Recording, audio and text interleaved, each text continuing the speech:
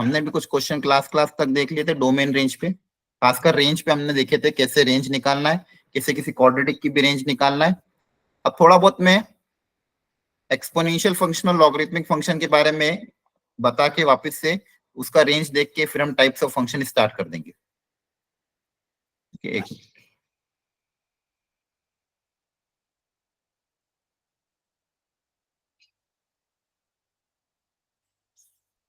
Screen visible है सबको?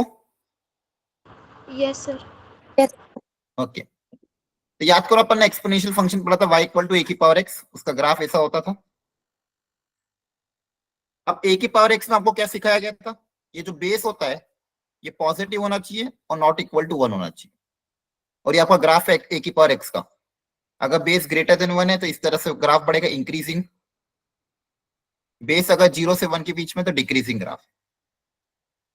y axis को 0.1 पे कट करता है, जहां पे x 0 होता है तो y की वैल्यू कितनी आती है? 1 आती है, हाँ है ना? Yes sir. यहाँ पे क्लियरली हम देख पा रहे हैं कि x की वैल्यू आप कुछ भी रख सकते हो, कुछ भी रख सकते हैं, मतलब इसकी डोमेन जो होगी ऑल रियल नंबर, हाँ है ना? डोमेन क्या होती है इसकी?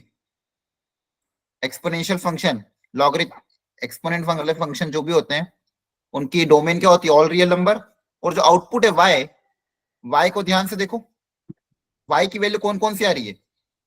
सिर्फ पॉजिटिव वाली? क्या नेगेटिव y जा रहा है क्या? नहीं, तो y क्या है? रेंज ओनली ग्रेटर देन 0, मतलब ओपन ब्रैकेट 0 से लेके इन्फिनिटी, ये y है। मतलब एक्सपोनेंशियल फंक्शन का आउटपुट हमेशा 0 से इन्फिनिटी जाएगा। अच्छा, एक चीज और ध्यान रखो, ये जो फर्स्ट वाला ग्राफ है a की पावर x, जहां पे a ग्रेटर देन 1 है, इसका ग्राफ ऐसा जाता जा रहा है पीछे, हाँ है ना? Yes sir. मतलब x की वैल्यू जैसे जैसे कम होगी, x की वैल्यू जैसे जैसे कम होती जा रही है, y की वैल्यू भी कम होती जा रही है। और मान लो x की वैल्यू अब एकदम बहुत नेगेटिव इन्फिनिटी की तरफ चले गए, x की वैल्यू अगर मान लो आप नेगेटिव इन्फिनिटी की तरफ चले गए, तो y की वैल्यू किसकी तरफ जा रही है? 0 की तरफ जा रही है। तो a की पावर x में जब a आपका ग्रेटर देन 1 है, उसमें अगर x माइनस इन्फिनिटी की तरफ जा रहा है, x किसकी तरफ जा रहा है? माइनस इन्फिनिटी की तरफ, तो y किसकी तरफ जाएगा? 0 की तरफ, ध्यान रखना है ना? y की वैल्यू बहुत डिक्रीज हो रही है। a की पावर x में, y इक्वल टू a की पावर x में जब बेस आपका ग्रेटर देन 1 है, उस केस में जब x नेगेटिव इन्फिनिटी पे जा रहा है तो y किसकी तरफ जा रहा है? 0 की तरफ। जैसे मान लो 3 की पावर माइनस इन्फिनिटी, आप क्या बोलोगे? अप्रोक्सीमेटली 0 के आसपास है, हाँ है ना? Approaching towards 0। क्या ये बात समझ में आ रही है?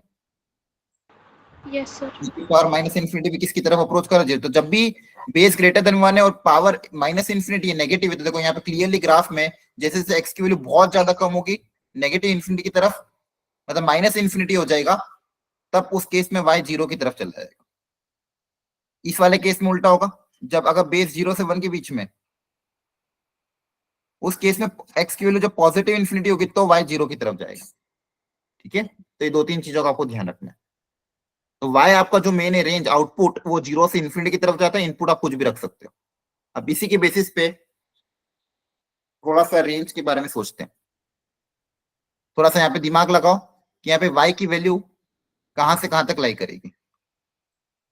2 की पावर में है साइन x, तो थोड़ा साइन x के बारे में सोचो, और फिर सोचो ये जो आउटपुट है y, ये कहां से कहां तक लाई करेगा? बताओ। y की वैल्यू कहां से, रेंज पूछी मतलब y की वैल्यू कहां से कहां तक लाई करेगी? बताओ जल्दी से सोचो। और साइन के बारे में सोचो, साइन जो है साइन की वैल्यू कहां से कहां तक लाई करती है, उसके हिसाब से फिर आउटपुट कहां से कहां तक आएगा, तो अपना आइडिया लग जाएगा। करो कोशिश।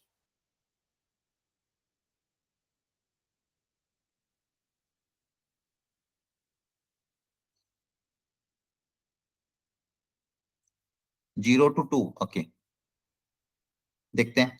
बाकी लोग भी कोशिश करें, बताओ आंसर बताओ, अनम्यूट करके बता सकते हो। सोचो, बहुत ज्यादा टफ नहीं है, ट्राई तो करो। जो आंसर आ रहा है बताओ।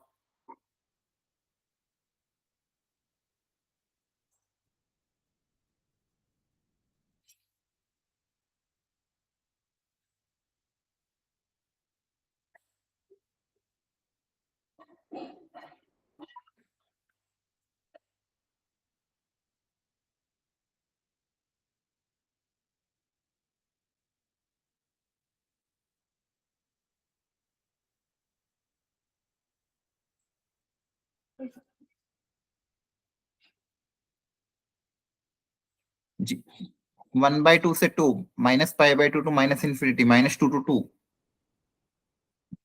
0.5 1/2 to 2 1 to 2 अलग अलग आंसर आ रहे हैं।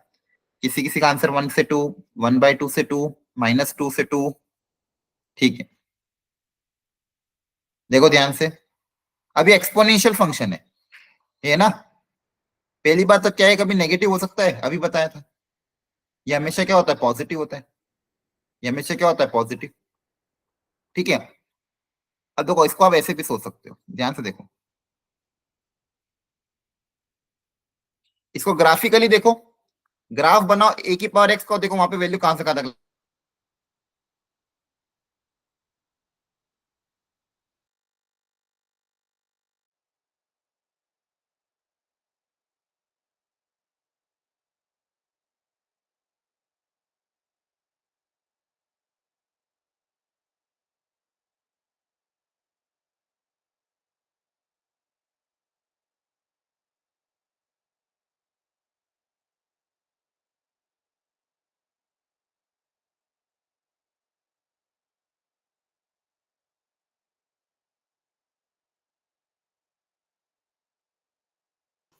चलो देखो ध्यान से, कभी भी एक्सपोनेंशियल वाले केस आए ना तो ग्राफ बना लो। जैसे मान लो ए की पावर एक्स का ग्राफ आप जो बनाते हो, उसे 2 की पावर एक्स का ग्राफ कैसा रहेगा।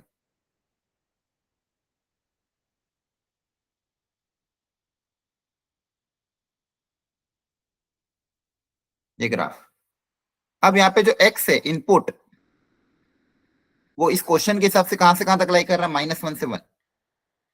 मतलब ये जो इनपुट है ये -1 से 1, और आपको पता है इंक्रीजिंग फंक्शन, जैसे जैसे एक्स बढ़ेगा वाई बढ़ेगा, तो मिनिमम कहां पे आएगा, -1 पे। तो जब एक्स की वैल्यू माइनस, मतलब यहाँ पे ये जो वैल्यू -1 होगा, और एक बार वैल्यू क्या हो सकती है, 1। तो उस केस में इसके करस्पॉन्डिंग ये वाई की वैल्यू आएगी, इसके करस्पॉन्डिंग ये वाई की वैल्यू आएगी। तो ये वाई की मिनिमम वैल्यू होगी, और ये वाई की क्या होगी, मैक्सिमम वैल्यू, क्योंकि आपको पता है इंक्रीजिंग फंक्शन है, तो जैसे जैसे जैसे एक्स बढ़ेगा वाई भी बढ़ेगा। मिनिमम यहाँ पे आएगा, मैक्सिमम यहाँ पे आएगा। तो मिनिमम कितना आएगा, जब एक्स कितना हो जाएगा, -1। जो बेसिकली एक्स -1, ये जो वैल्यू है पूरी -1 हो जाए, क्योंकि मिनिमम -1 हो सकता है साइन। साइन की वैल्यू तो -1 से 1 के बीच में लाई करेगी, -1 से कम भी नहीं हो सकती, 1 से ज्यादा भी नहीं हो सकती। तो कितना आ जाएगा, 1/2। और मैक्सिमम कहां तक जाएगा, जब ये वैल्यू कितनी हो जाएगी, 1, तो कितना आ जाएगा, 2। तो हेंस द रेंज कितना आ जाएगा, 1/2 से लेके 2 तक। वेरी गुड, बहुत सारे बच्चों ने आंसर दिया था। ये क्या है, समझ में आया, आया ना, जल्दी बताओ, आया ना, जवाब तो दो। Yes sir. ठीक है, चलो अगला आप ट्राई करो, सेम लॉजिक लगाना है। वापस 5 की पावर में एक नंबर है, फिर उस नंबर के बारे में सोचो वो कहां से कहां तक लाई करेगा। एक्सपोनेंशियल फंक्शन हमेशा क्या होता है, इंक्रीजिंग होते हैं। तो मिनिमम वैल्यू वहीं पे आएगी जहां पे वो मिनिमम है, और मैक्सिमम वहीं पे आएगा जहां पे मैक्सिमम है।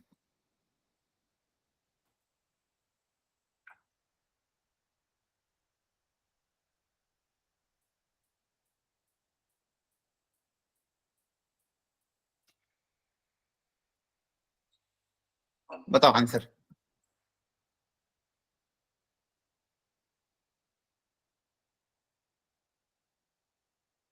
जल्दी जल्दी करो, टाइम नहीं है, पास करो थोड़ा।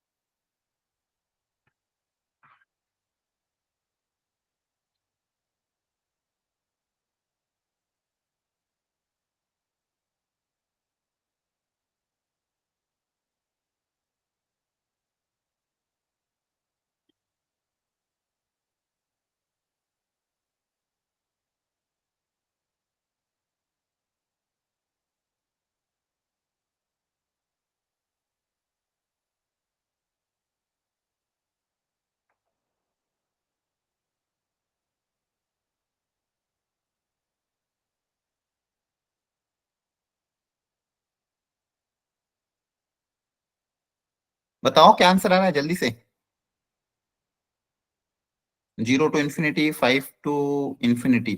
चलो, अब देखो ऑलरेडी आपको पता है एक्स स्क्वायर जो फंक्शन है वो हमेशा 0 से बड़ा होता है, ग्रेटर देन इक्वल टू 0। और कहां तक जाता है? इन्फिनिटी तक जाता है। तो अगर दोनों तरफ +1 ऐड कर दोगे तो ये एक्स स्क्वायर +1 कहां से कहां तक होगा? 1 से इन्फिनिटी तक। मतलब जो साइन इनवर्स में इनपुट है वो इनपुट कहां से कहां तक लाई कर रहा है? 1 से लेके इन्फिनिटी तक। तो जब इनपुट 1 हो जाएगा मतलब ये पूरी वैल्यू कितनी हो जाएगी? 1।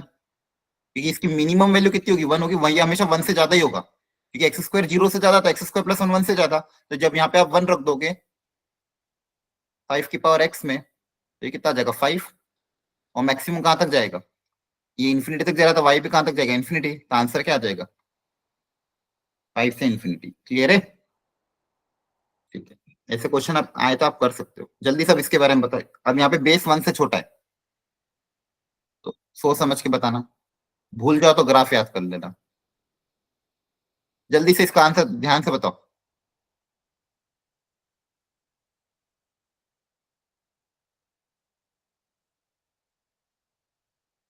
भूल जाओ तो ग्राफिकली सोच के बताना।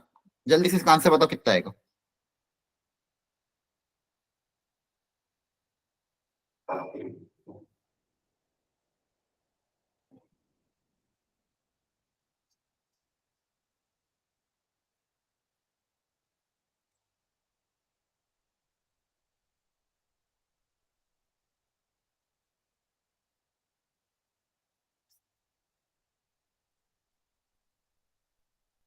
अब बेस कितना है? 1/2। तो 1/2 वाला जो ग्राफ है वो डिक्रीजिंग ग्राफ होता है, तो ऐसा ग्राफ आएगा। अब जो ऊपर नंबर दिया हुआ 2 sin x + 3, इसके बारे में सोचिए कहां से कहां तक लाई करेगा। sin x लाई करेगा -1 से 1। 2 से सबको मल्टीप्लाई कर दोगे,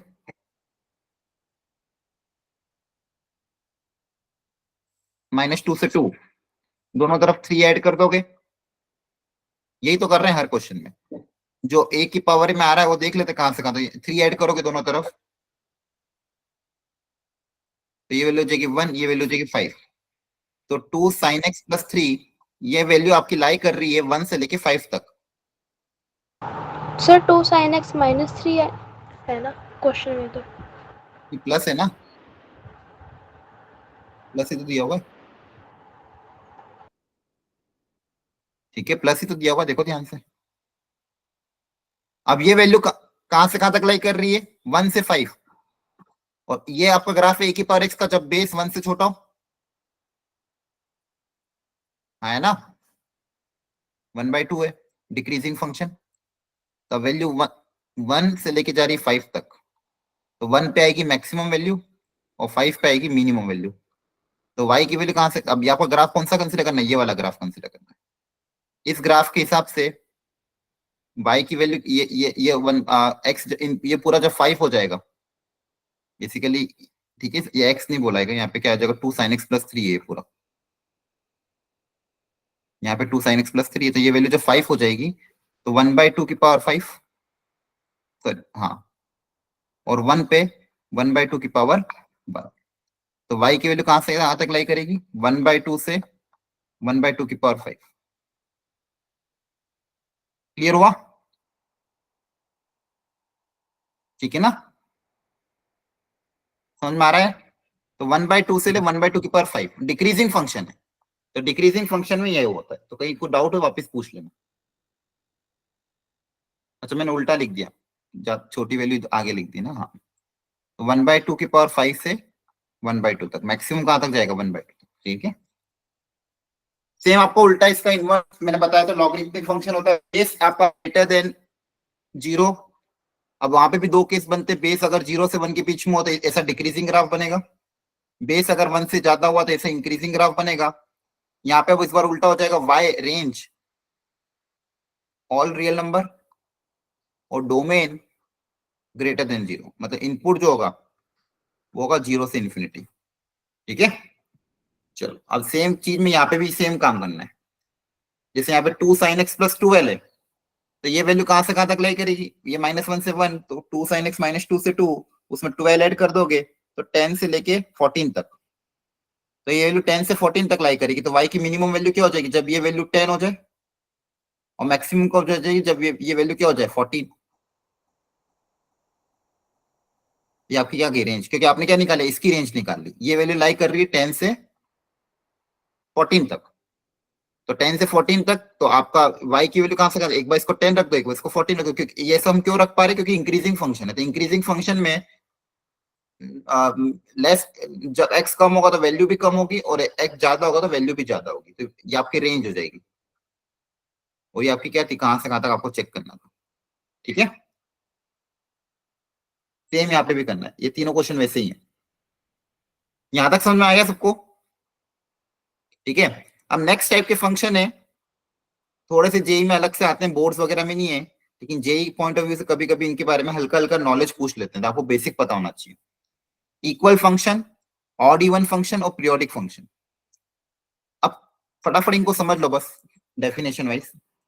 इक्वल फंक्शन किसको बोलेंगे? सबसे पहले लिखना हो तो हाथों हाथ नोट्स बनाते रहना। जैसे दो फंक्शन कंपेयर करना मुझे, एफ एक्स और जी एक्स। अगर ये दो फंक्शन आपस में इक्वल है, तो इक्वल कब कहलाएंगे? क्या कंडीशन होनी चाहिए? एक तो पहली चीज domain, domain of F X should be equal to domain of G X. F X की डोमेन जी एक्स की डोमेन के बराबर होनी चाहिए, पहली चीज। सेकेंड, जो आउटपुट भी आएगा डोमेन, उसी डोमेन में जो आउटपुट भी आएगा, वो आउटपुट भी क्या होना चाहिए? सेम होना चाहिए। आउटपुट भी क्या होना चाहिए? सेम होना चाहिए, तभी जाके दोनों फंक्शन क्या होंगे? Equal function. एग्जाम्पल के तौर पे अगर मैं आपसे पूछूं, एक फंक्शन मान लो f x equal to x square upon x, और जी एक्स इक्वल टू मान लो एक्स, क्या मुझे बता सकते हो ये एफ एक्स और जी एक्स, क्या इसको हम इक्वल फंक्शन बोलेंगे कि नॉट इक्वल फंक्शन बोलेंगे? Equal sir. पक्का? क्या ये दोनों फंक्शन इक्वल है कि नॉट इक्वल बोलते हैं मैथमेटिकली?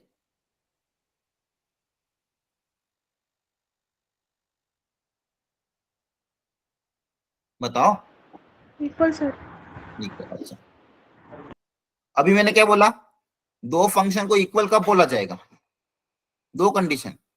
पहली बेसिक कंडीशन, जब उनकी डोमेन आप दोनों की क्या होनी चाहिए? इक्वल। पहली चीज, डोमेन दोनों की क्या होनी चाहिए? इक्वल। और दूसरी चीज, एफ एक्स और जी एक्स की वैल्यू सेम होनी चाहिए, जो for all X belongs to the domain. जो भी डोमेन में एक्स आ रहा है उसके लिए एफ एक्स और जी एक्स की वैल्यू क्या होनी चाहिए? सेम। अब मुझे बताओ एफ एक्स की डोमेन क्या है? यहाँ पे एक्स को क्या क्या रख सकते हो? ये फंक्शन है मतलब आपको, इसकी डोमेन क्या होगी? बोलो। एक्स स्क्वायर अपॉन एक्स है, इसकी डोमेन क्या होगी? एक्स की वैल्यू क्या क्या रख सकते हो? इतना टाइम क्यों लग रहा है? X square upon x simple दिख रहा है फंक्शन, यहाँ पे एक्स की वैल्यू क्या क्या रख सकते हैं? इतना सा पूछ रहा हूँ, जल्दी बताओ। हर चीज में मेरे को ही बतानी है क्या? आप लोग अपनी तरफ से ट्राई नहीं करोगे? All real number sir. क्या ऑल रियल नंबर होगी या फिर कुछ और? Except zero. Except zero. थोड़ा आंसर फास्ट दोगे तो ये दो चीज एक्स्ट्रा सीखोगे, अदरवाइज टाइम ओवर हो जाएगा, फिर आपका सिलेबस लैग करेगा। मैं दो एग्जांपल कम करा पाऊंगा। अगर आप लोग ढंग से जल्दी जल्दी जवाब दोगे, उतने ज्यादा एक्स्ट्रा चीज आपको सीखने को मिलेगी। अगर ऐसे स्लो स्लो जवाब दोगे तो फिर मतलब नहीं निकलेगा। जवाब तो दो एटलीस्ट, गलत सही तो बात की बात है। तो यहाँ पे डोमेन क्या है? आप जीरो नहीं रख सकते, डिनोमीटर में 0/0 हो जाएगा। यहाँ पे domain all real number except zero. यहाँ पे डोमेन क्या है? y इक्वल टू एक्स है, तो यहाँ पे तो आप कुछ भी रखो, तो यहाँ पे तो कुछ फर्क नहीं पड़ रहा है। अब ये दो क्या दोनों के डोमेन इक्वल है क्या? No sir. No sir. तो इसका आंसर क्या आएगा? Not equal function. Equal function. Clear है? तो ये मैथमेटिकली ध्यान रखना, ऐसा नहीं सोचोगे कि यहाँ पे एक्स एक्स काट के एक्स लिख दें। एक्स एक्स तभी काट सकते जब एक्स जीरो के बराबर ना हो। तो फर्स्ट वाले की डोमेन अलग है, नीचे वाले की डोमेन अलग है, इसलिए नॉट इक्वल फंक्शन। क्लियर है? Two function Yes, f(x) and gx are said to be equal if and only if the domain of f(x) equal to the domain of gx, or f(x) equal to gx belonging to the common domain. जैसे 1/x और x square by x है, इसको बोल सकते हैं identical function, क्योंकि 1/x और x² दोनों ही केस में डोमेन सेम है। 1/x की डोमेन और x/x² के डोमेन, दोनों केस में जीरो अलाउड नहीं, तो दोनों की डोमेन इक्वल है, तो इनको आइडेंटिकल बोल सकते हैं। और x² और x को आइडेंटिकल नहीं बोलेंगे, दोनों के तो ग्राफ भी अलग है। y=x में कुछ भी रखो, लेकिन x² में जीरो नहीं रख सकते, तो दोनों अनइक्वल फंक्शन होंगे। जैसे यहाँ पे कुछ क्वेश्चन है, जल्दी से ट्राई करो। First part and second part, क्या इनको इक्वल बोलोगे क्या अनइक्वल, सोच के बताओ। सर फर्स्ट को तो नहीं बोलेंगे। फर्स्ट वाला तो अनइक्वल हो जाएगा, क्योंकि यहाँ पे क्लियरली दिख रहा है, यहाँ पे डोमेन और यहाँ पे डोमेन अलग अलग आएगी, यहाँ पे नॉट इक्वल टू 1 भी आएगा। Yes sir. वेरी गुड, तो ये नॉट इक्वल फंक्शन है। किसी को भी डाउट है पूछ लेना। और सेकंड वाला, अब देखो सेकंड वाले के केस में अगर आपको ध्यान हो, sin square theta plus cos square theta for same x 1 होता है, यस सर। है ना। और sec square theta minus tan square theta ये भी 1 होता है। Yes sir. लेकिन क्या ये इक्वल है कि अनइक्वल है? इक्वल है सर। Unequal sir. इक्वल कब होंगे, क्या बताया गया? इक्वल Domain- कब होंगे? जब डोमेन सेम होगी। पहली बात ये ध्यान रखना, दोनों की डोमेन क्या है, इसकी बताओ डोमेन क्या है फर्स्ट वाले की। -1 से 1। डोमेन एक्स के लिए क्या क्या रख सकते हो, रेंज नहीं पूछ रहा हूँ। इनपुट एंगल क्या क्या रख सकते हैं साइन में और cos में, -π/2 to π/2। ऐसी बातें करो। क्या आपने कभी 260 डिग्री 360 डिग्री साइन कॉस की वैल्यू निकाली ही नहीं? No, sir. निकाल क्यों नहीं निकाली? The all real numbers. हाँ, ऑल रियल नंबर। डोमेन में तो कुछ भी रख सकते हो ना, साइन का ग्राफ याद है ना। X Yeah. का कुछ भी रख सकते हो, समझ पा रहे हो? ठीक है, देखो इसलिए आंसर देना बहुत जरूरी होता है, ताकि आपको आपकी नहीं देखो गलत होना गलत नहीं है कि चलो आपने आंसर दिया वो इंपॉर्टेंट था, गलत हो सकता है। बहुत सी बार अपन क्या करते हैं, इनवर्स ट्रिग्नोमेट्रिक फंक्शन भी पढ़ते हैं और ट्रिग्नोमेट्री पढ़ते हैं, वहां कंफ्यूजन हो जाता है। तो अपन जल्दबाजी में डोमेन को -1 से 1 बोल देते हैं, -π/2 से π/3 बोल देते हैं, क्योंकि इनवर्स डोमेन आपकी -1 से 1 होती है, रेंज -π/2 से π/2 होती है इनवर्स फंक्शन। पर यहाँ पे तो क्या होगा, ट्रिग्नोमेट्रिक फंक्शन में डोमेन तो क्या होगी, ऑल रियल नंबर। और यहाँ पे बताओ डोमेन क्या होगी?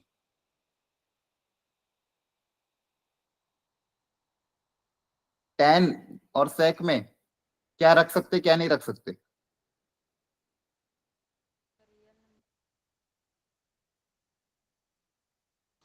tan और sec का क्या था, all real number except odd multiple of π/2, है ना,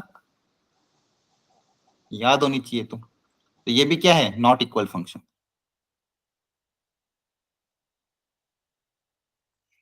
ये क्लियर हुआ कि नहीं?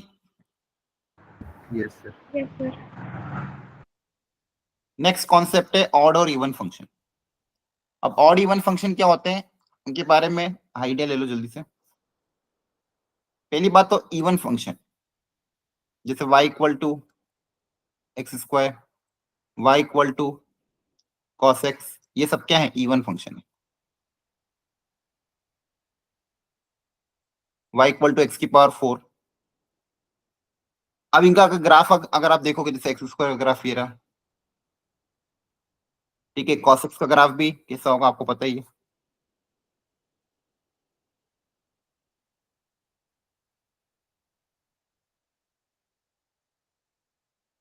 तो यहाँ पे दोनों ही केस में ऑब्जर्वेशन क्या है, दोनों के दोनों ग्राफ y एक्सिस के अबाउट सिमेट्रिक है। y एक्सिस के अबाउट क्या है, मिरर इमेज है, सिमेट्रिक है। Graph are symmetric about y axis.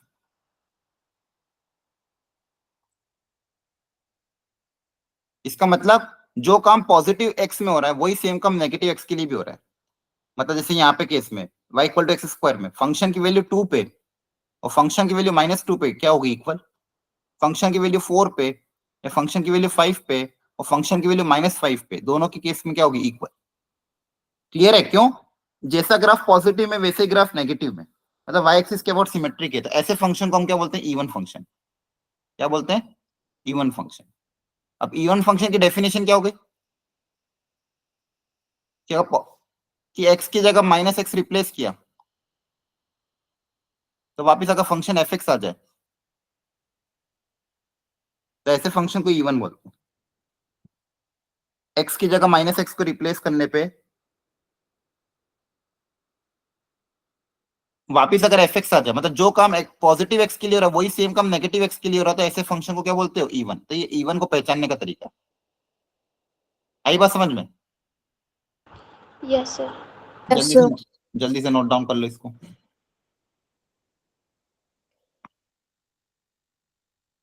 ये इवन फंक्शन हो गया।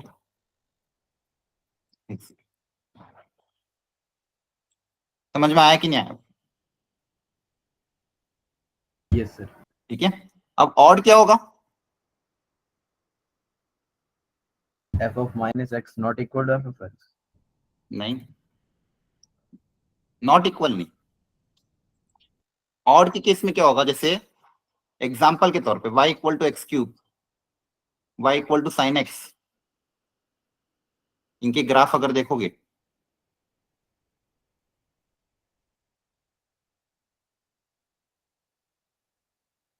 जैसे एक्स क्यूब का ग्राफ, ये साइन एक्स का ग्राफ, तो ये देखो, ये y एक्सिस के अबाउट सिमेट्रिक नहीं है इस बार। ऑड फंक्शन किसके अबाउट सिमेट्रिक होते हैं? ओरिजिन के अबाउट। मतलब ओरिजिन के इस साइड और ओरिजिन के अपोजिट में, दोनों में ग्राफ क्या है? सेम, ओरिजिन के अबाउट सिमेट्रिक है। तो graphs are symmetric about origin.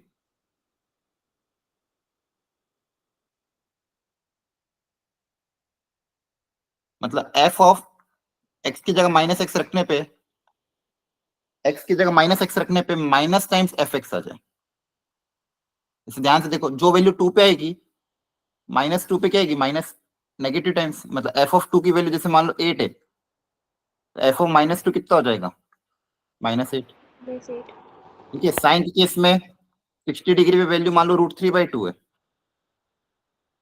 तो -60 डिग्री पे फोर्थ क्वाड्रेंट में क्या होगा? -√3/2। तो मतलब जो वैल्यू प्लस एक्स पे आ रही है वही नेगेटिव टाइम्स माइनस एक्स पे आती है। F of minus x equal to f of x. और ये सिमेट्रिक किसके बोर्ड होते हैं? ओरिजिन के बोर्ड। तो क्वेश्चन में कभी भी आपको ऑड इवन चेक करने का बोले तो एक ही तरीका है। How to solve question? Question को सॉल्व करने का तरीका क्या हो जाएगा? हमेशा कभी भी ऑड इवन के क्वेश्चन आए, सॉल्व करने का तरीका क्या होगा? स्टेप 1, एक्स को रिप्लेस कर दो पूरे फंक्शन में माइनस एक्स से। एक्स को रिप्लेस कर दो माइनस एक्स से, सिंप्लीफाई करो।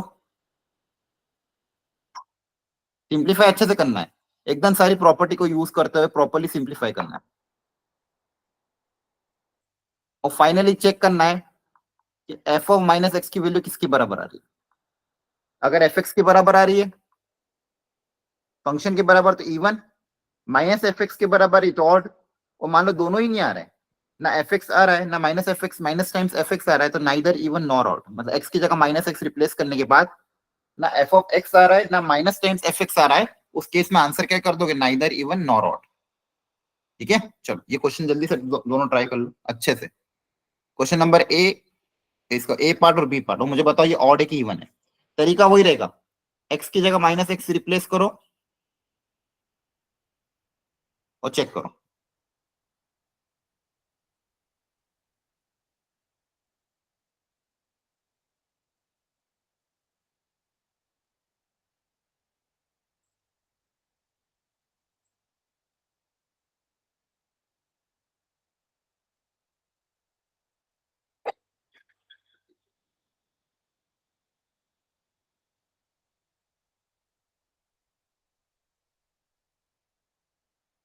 करो दोनों क्वेश्चन ट्राई, बताओ जैसे ही हो जाए बता देना।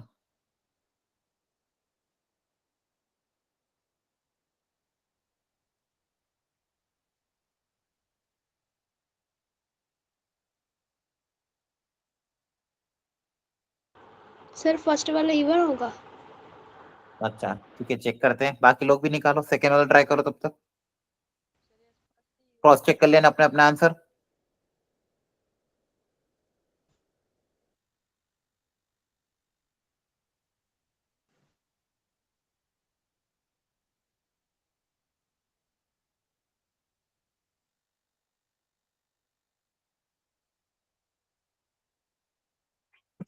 आगे आंसर, अब ध्यान समझना। फर्स्ट पार्ट, जहां जहां भी एक्स उसकी जगह माइनस एक्स, ऑड इवन की क्वेश्चन आते यही तरीका होता है। तो एफ ऑफ माइनस एक्स कितना आ जाएगा, 4 माइनस 2 माइनस एक्स की power 4 plus sign of minus x का होल स्क्वायर। 4 नेगेटिव पावर की नेगेटिव नंबर की इवन पावर है तो वापस ऐसा कैसे रहेगा, यहाँ पे पावर इवन है तो माइनस साइन एक्स का होल स्क्वायर वापस क्या आ जाएगा, साइन स्क्वायर एक्स। तो ये तो वापस एफ एक्स ही आ गया।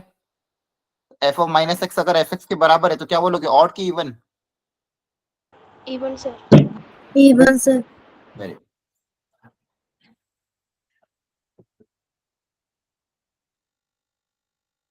सेकेंड पार्ट,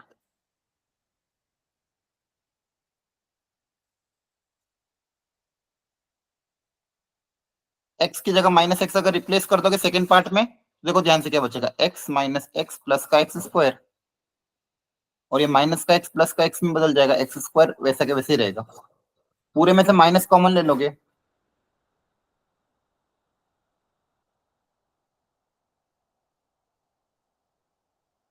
तो ये तो माइनस एफ एक्स के बराबर आ गया, तो क्या आ जाएगा, ऑड फंक्शन। ठीक है, एक्स की जगह माइनस एक्स रिप्लेस करने पे फर्स्ट वाला इवन आया, सेकंड वाला क्या है, ऑड आया। क्या है, समझ में आया आपको? Yes sir. Sir. Even Yes, odd के sir. क्वेश्चन ऐसे सॉल्व करना है। नेक्स्ट इंपॉर्टेंट है, बस समझते जाओ अच्छे से इनको।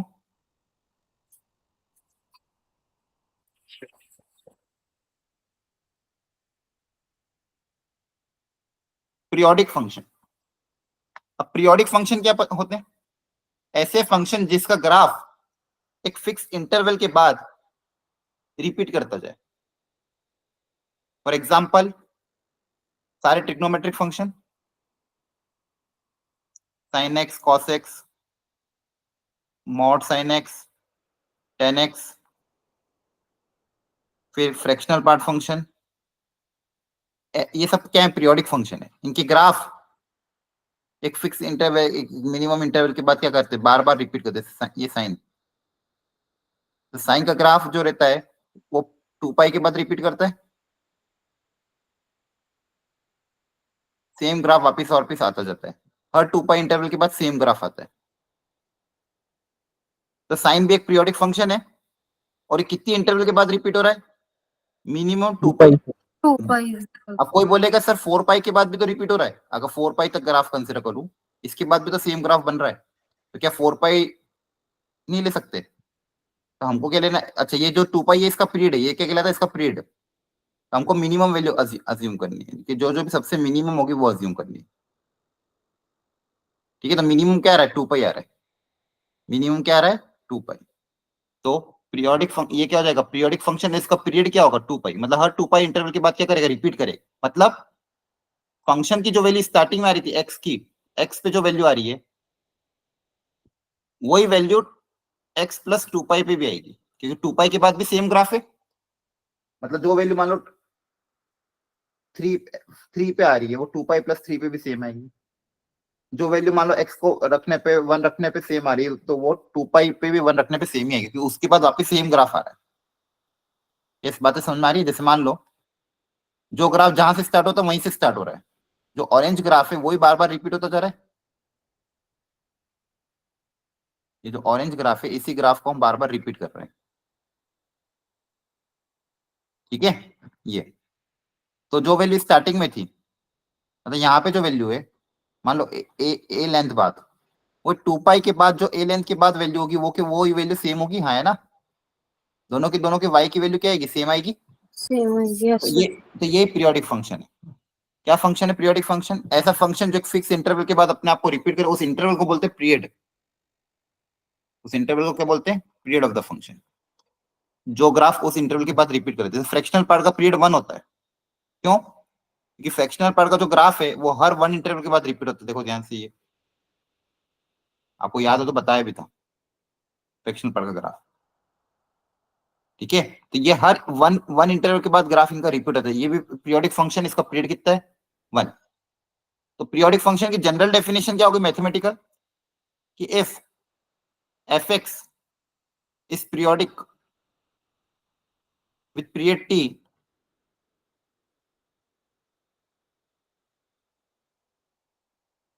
then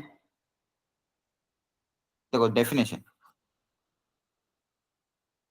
f of x plus T की वैल्यू f ऑफ x की क्या होगी, बराबर होगी। ठीक है, तो ऐसे फंक्शन को हम पीरियोडिक बोलते हैं।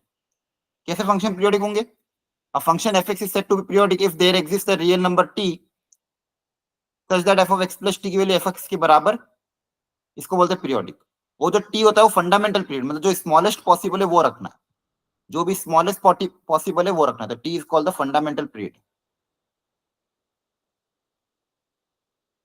Fundamental period that is take the smallest possible value, otherwise तो फिर सब लोग अलग अलग ले लेंगे तो सबका आंसर अलग अलग आएगा। कोई बोलेगा 6 पाई के बाद भी रिपीट होगा, पीरियड 6 पाई रख दो। तो यूनिफॉर्मिटी बनाने के लिए अपन ने क्या बोला, वो स्मॉलेस्ट वैल्यू जो है वो रख लो, तो उस केस में सारे जगह आंसर क्या आएगा, सेम आएगा।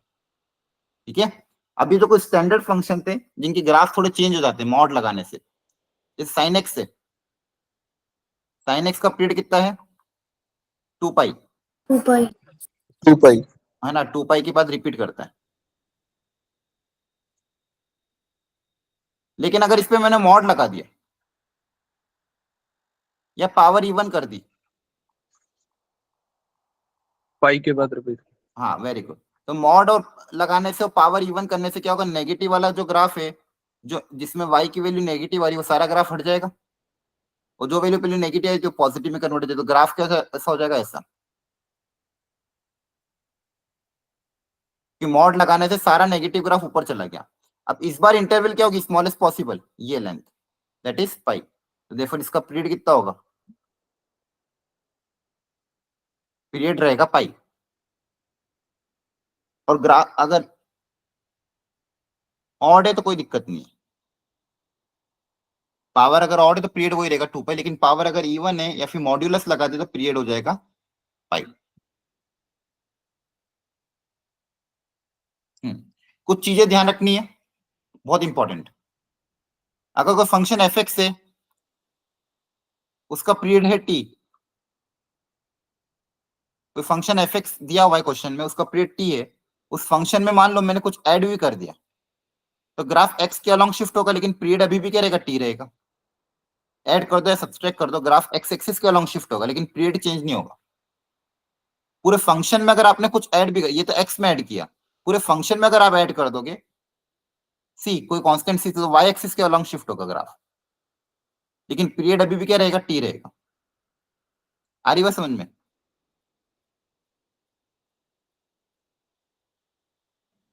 कोई एग्जांपल बता दो सर इसका। हाँ एग्जांपल अभी बताऊंगा, लेकिन आप ग्राफिकली लॉजिकली देखो ना, जैसे साइन एक्स से, साइन एक्स का ग्राफ आपको पता है ऐसा होता है, अभी बताया था। तो अगर मैं ऐसा बोलूं साइन ऑफ एक्स प्लस या फिर x minus pi by x plus pi by 2 का ग्राफ बनाओ, या फिर एक्स माइनस पाई बाई 2 का ग्राफ, तो कुछ नहीं करना है आपको, ग्राफ को, आपका जो ग्राफ पहले 0 से स्टार्ट हो रहा था, कहां से स्टार्ट होगा, पाई बाई 2 से। ठीक है, जो ग्राफ पहले 0 से स्टार्ट हो रहा था वो कहां से स्टार्ट होगा, पाई बाई 2 से, लेकिन अभी भी पीरियड तो उतना ही है, 2 पाई, हाँ है ना, या फिर यहां से भी गिनो तो अभी भी पीरियड तो कितना है, 2 पाई है। क्या इसका पीरियड चेंज हुआ, क्या नहीं हुआ? तो कोई कांस्टेंट ऐड या सब्सट्रैक्ट करने से पीरियड चेंज नहीं होता, ग्राफ एक्स के अलॉन्ग शिफ्ट हो जाता है, लेकिन पीरियड वही रहता है, लेंथ, पीरियड की लेंथ वही रहती है। पूरे फंक्शन में अगर ऐड कर दें तो साइन एक्स की वैल्यू पहले 1 क्या होती थी, -1 से 1 से के बीच में लाई करती थी, लेकिन 2 ऐड करने पे वैल्यू कहां से कहां तक लाई करेगी, पहले वैल्यू थी -1 से 1, 2 ऐड करने पे वैल्यू 1 से 3 हो जाएगी, है ना? Yes sir. Yes sir. लेकिन ग्राफ तो वही रहेगा, बस ग्राफ y के अलॉन्ग शिफ्ट हो जाएगा, लेकिन अभी भी पीरियड कितना रहेगा, 2 पाई रहेगा। ग्राफ तो सिर्फ क्या हुआ, y के अलॉन्ग ऊपर चला गया, लेकिन लेंथ, पीरियड की लेंथ हर 2 पाई के बाद ही रिपीट करेगा, पीरियड की लेंथ वो कितनी है, 2 पाई ही है। तो फंक्शन में x में ऐड करने से या पूरे फंक्शन में c ऐड करने से पीरियड में कोई चेंज नहीं आता। ठीक है, चेंज कब आता है, अच्छा सी से मल्टीप्लाई भी कर दो पूरे फंक्शन में तो भी कोई चेंज नहीं आएगा। चेंज कब आएगा वो समझो, जब फंक्शन के जो एक्स है उसको अगर आप किसी कांस्टेंट से मल्टीप्लाई कर दो तो चेंज आएगा। क्यों? अब इस केस में ग्राफ क्या हो जाएगा, श्रिंक हो जाएगा, एलोंगेट हो जाएगा, तो पीरियड क्या हो जाएगा, ए टाइम्स डिवाइड हो जाएगा। ध्यान रखना, बस इतना ध्यान रखना, ठीक है। पीरियड क्या हो जाएगा, टी बाई मॉड ए। बाकी पूरे फंक्शन में ऐड सब्सट्रैक्ट करने पे कुछ नहीं होगा, ध्यान रखना। हाँ, फंक्शन में अगर ए से मल्टीप्लाई कर, जैसे मान लो एग्जाम्पल के तौर पे y equal to sign 5x। अब यहाँ पे मैंने क्या करा, x के साथ a मल्टीप्लाई कर दिया। अब मुझे पता y equal to sine x का जो पीरियड था वो कितना था, तो 2 पाई। तो 5 से मल्टीप्लाई करने पे पीरियड कितना हो जाएगा, 2 पाई डिवाइड बाय 5। इसका पीरियड कितना हो जाएगा, 2 पाई बाय। आ रही बात समझ में? Yes sir. Yes, sir. ठीक है, चलो इनका पीरियड बताओ।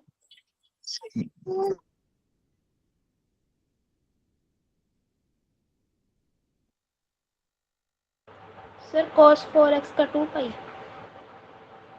हाँ, cos x की पावर 4 है वो। सारे क्वेश्चन एक साथ कर लो फिर डिस्कस करते।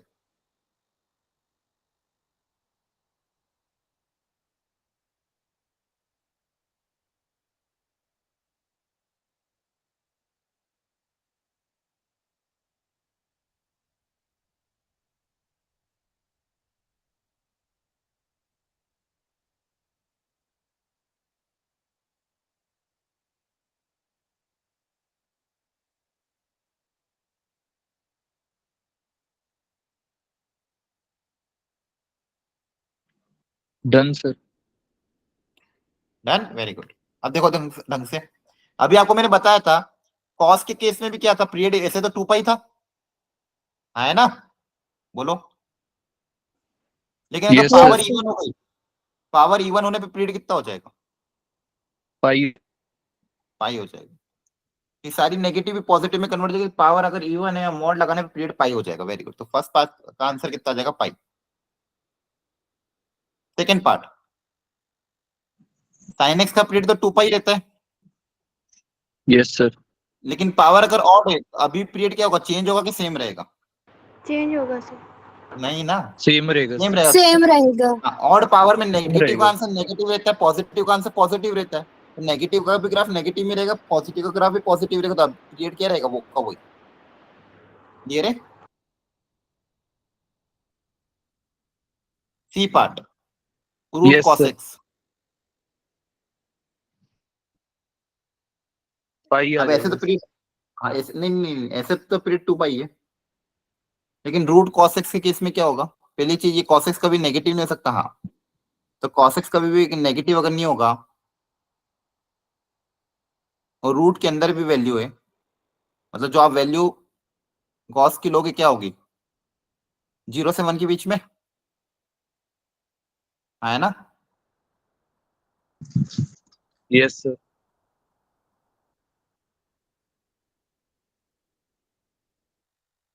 ये पूरा नीचे आता है।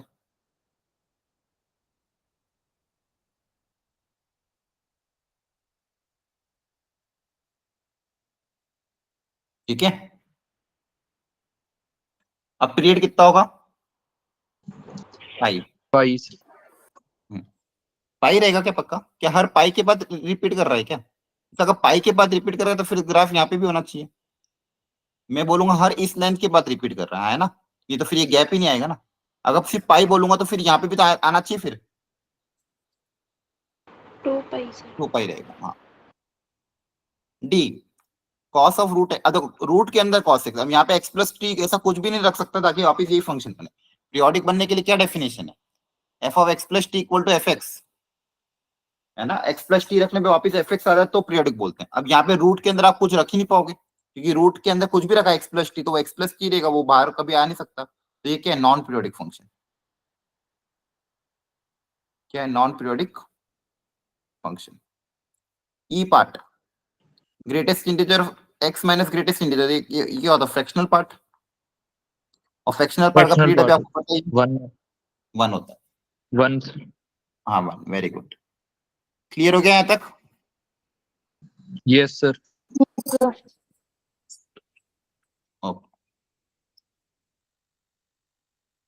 अब कुछ इंपॉर्टेंट चीज है जो ध्यान रखने वाली है। एक सेकंड।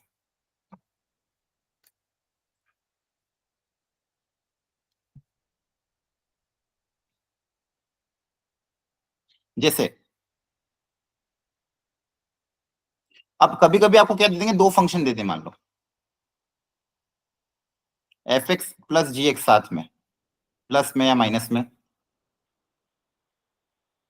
और बोले इसका पीरियड बताओ।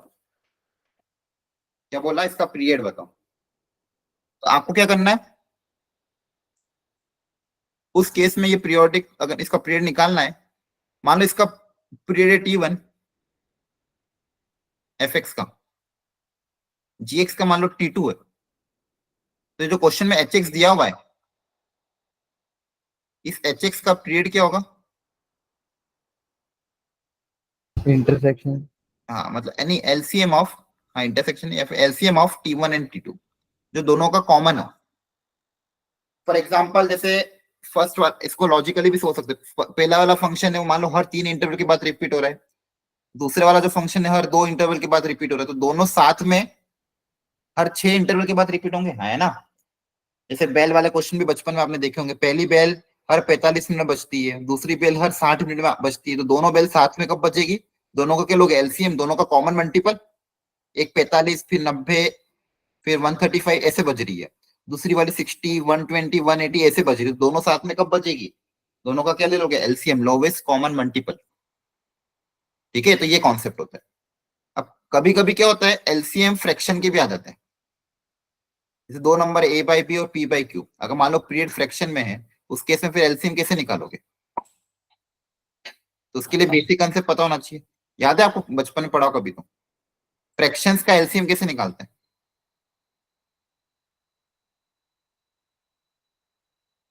सुनो ध्यान से। तो जो न्यूमरेटर में नंबर है उनका एलसीएम निकाल लो, और जो डिनोमिनेटर में उनका एचसीएफ निकाल लो।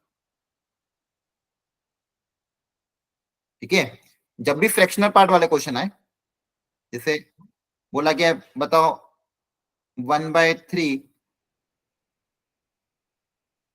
या फिर मान लो 4/3 और 7/8, इनका एलसीएम निकालो। तो इनका एलसीएम कैसे निकालोगे? ऊपर वाले का एलसीएम, तो 4 और 7 का एलसीएम कितना होगा? 28 28। और 3 और 8 का HCF, highest common factor, highest common factor कैसे निकालते हो? 3 = 3 × 1, 8 = 8 × 1, तो हाईएस्ट कॉमन फैक्टर क्या है? 1 ही तो है, प्राइम नंबर का एचसीएफ 1 ही तो होता है ना। Yes sir. तो 28/1, तो इसका आंसर कितना आ जाएगा? 28। तो आपको करना कैसे, जो न्यूमरेटर में पार्ट है उनका एलसीएम, डिनोमिनेटर वाले पार्ट का नंबर एचसीएफ, डिनोमिनेटर वाले का एचसीएफ। इसके अलावा एक कुछ चीजें और भी ध्यान रखनी है। जैसे मान लो एक नंबर आपका रेशनल नंबर है, दूसरा नंबर मान लो इरेशनल है, तो इनकी कभी भी कोई कॉमन मल्टीपल होगा ही नहीं, इनकी दोनों की टेबल अलग अलग आती है, तो कभी भी कोई कॉमन मल्टीपल नहीं होगा, तो यहाँ पे क्या हो जाएगा? Does not exist. मतलब मान लो एक नंबर रेशनल है, रेशनल नंबर मतलब ई पाई, ये सब क्या होते हैं? रेशनल होते हैं, √2 √3। तो रेशनल का इरेशनल के साथ कभी एलसीएम अगर पूछा तो क्या लिखोगे? Does not exist. Rational irrational का एलसीएम अपन नहीं निकाल सकते। ठीक है, तो कुछ इन चीजों का आपको ध्यान रखना है। अब इसके बेसिस पे ये 4 क्वेश्चन है, उसमें भी अभी फर्स्ट वाला छोड़ दो,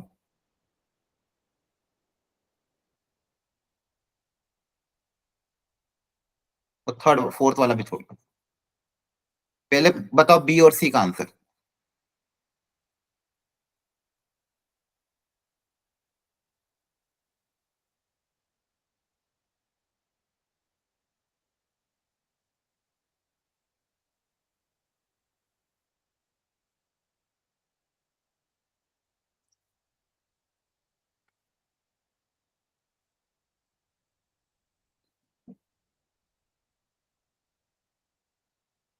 तो बी पार्ट ध्यान से देखो,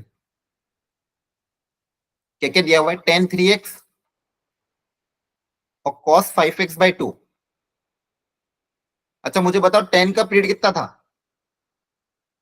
tan का पीरियड पाई था, हर पाई इंटरवल के बाद रिपीट होता है ग्राफ। तो 10 का पीरियड अगर पाई 8 है 10 3x का पीरियड कितना होगा? Pi by 3. Very good, pi by 3. जो भी कोफिशिएंट होता है x का उससे डिवाइड कर देते हैं. सेम यहाँ पे cos का पीरियड 2 पाई होता है, जो भी कोफिशिएंट उससे डिवाइड कर दोगे. तो पहले का पीरियड पाई बाय 3 आया, दूसरे का पीरियड कितना आ जाएगा? 4 पाई बाय 5. अब इनका क्या लेना है अपन को? एलसीएम. जब भी दो पीरियड दो फंक्शन साथ में आ जाते हैं तब मैंने अभी बताया था क्या लोग एलसीएम लोग हैं ना.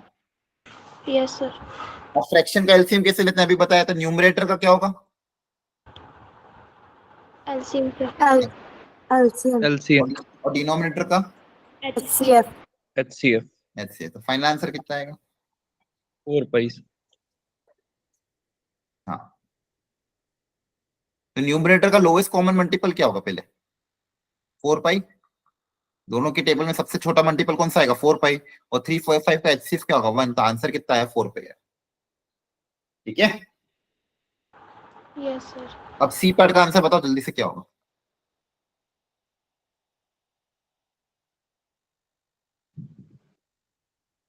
ये फ्रैक्शनल पार्ट है सर. हाँ फ्रैक्शनल पार्ट है. एक फंक्शन cos x है, दूसरा फ्रैक्शनल पार्ट है. 2 पाई आ रहा है. तो कोई गलती हो गई है. इसका पीरियड 2 पाई, cos का पीरियड तो 2 पाई होता है पता है मुझे. Yes sir. फ्रैक्शनल पार्ट का पीरियड कितना होता है? 1 होता है. Yes sir. तो जब आप fx का पीरियड निकालोगे तो क्या लोगे? LCM of 2 pi and 1. क्या 2 पाई और 1 का कोई एलसीएम हो सकता है? एक नंबर इरेशनल है, एक नंबर रेशनल है. ये नंबर कौन सा है? इरेशनल. ये कौन सा है? रेशनल. क्या इनका कभी कोई एलसीएम होगा? मतलब कोई भी कॉमन मल्टीपल होगा? No sir. नॉट. तो नॉट पीरियोडिक ऐसा भी लिख सकते हैं. डिफाइन तो है लेकिन पीरियोडिक नहीं है. क्लियर है? Yes sir. ओके. तो इन कॉन्सेप्ट्स का थोड़ा ध्यान रखना. आज की क्लास में जो जो भी सिखाए हैं. ठीक है. अब नेक्स्ट क्लास में नेक्स्ट जो टाइप ऑफ फंक्शन है that is 1 1 and onto function, उसमें डिटेल देखेंगे और थोड़ा पीरियोडिक फंक्शन पे और प्रैक्टिस क्वेश्चन करेंगे. क्लियर हो गया? Okay sir. सर ये PDF ग्रुप में सेंड कर देना. हाँ हाँ अभी कर देता हूँ. कल की और आज की दोनों कर रहा हूँ. ठीक है.